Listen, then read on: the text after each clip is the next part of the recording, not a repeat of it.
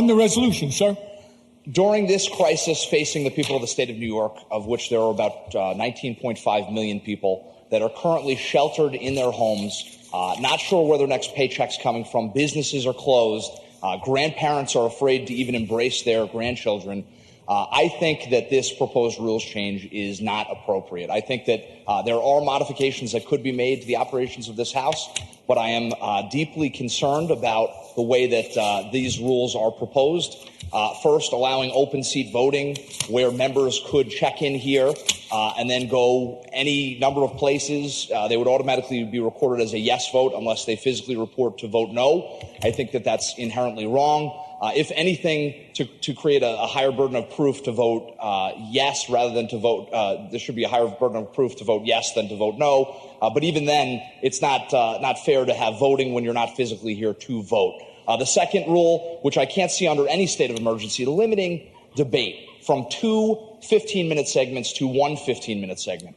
To suggest that the amount of time that a member of this chamber who represents 135,000 New Yorkers to silence that person, should they choose to debate an important topic like our $175 billion state budget, I think that's the wrong approach during this tough time. And then the third section in this rules change, which I find particularly disturbing, are the creation of remote voting, of which we are not quite sure how that would work. Now, my concern with remote voting, once a quorum is established during the remote voting, say someone logs in on the computer or they phone in, under the open seat rule, my concern would be that they may be checked in to vote, and then they could be voting from anywhere. Once they've established quorum and this person is voting, what's to stop the person from disconnecting, and then they would automatically be recorded as a yes vote? I think that's incredibly problematic. And at this moment, that question can't be answered because the rules change was not specific enough.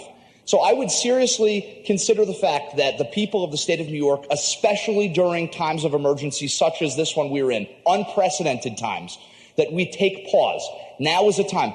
In midnight tomorrow night, the budget of the state of New York expires. I would suggest that we pass an extender until such time that we can rejoin here to debate this very large $175 or more billion state budget, of which the members of this chamber haven't even seen. In fact, we don't know what the revenues are going to be. It's estimated perhaps $10 billion in state revenue has been lost during this crisis. And our counties, localities, the school districts are very concerned about that. That's something that really needs to be taken into account. Further, we have colleagues in this chamber who are fighting for their lives affected by COVID-19. Their districts will be unrepresented. I think that given the circumstances, that's inherently unfair. We have other colleagues who their doctors have advised them not to take the trip up to Albany because it could put their lives in jeopardy to be exposed to the possible virus. So under those set of circumstances, I would certainly encourage my colleagues to vote no. I was thinking when I was driving up here about after the Constitutional Convention, the story when Ben Franklin exits the hall and he's approached by a woman and her child, and the woman asks, "Sir, what have you given us?" And he says, "A republic if you can keep it."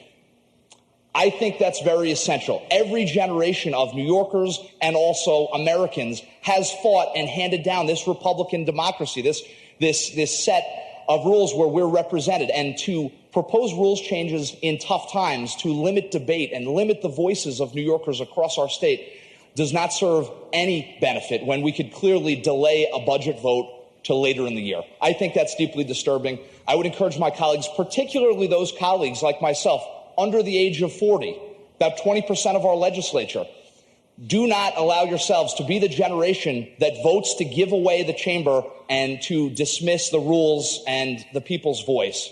This is not something we should be doing, and I say not on my watch. So on that note, I would vote no and encourage my colleagues to do the same. Thank you.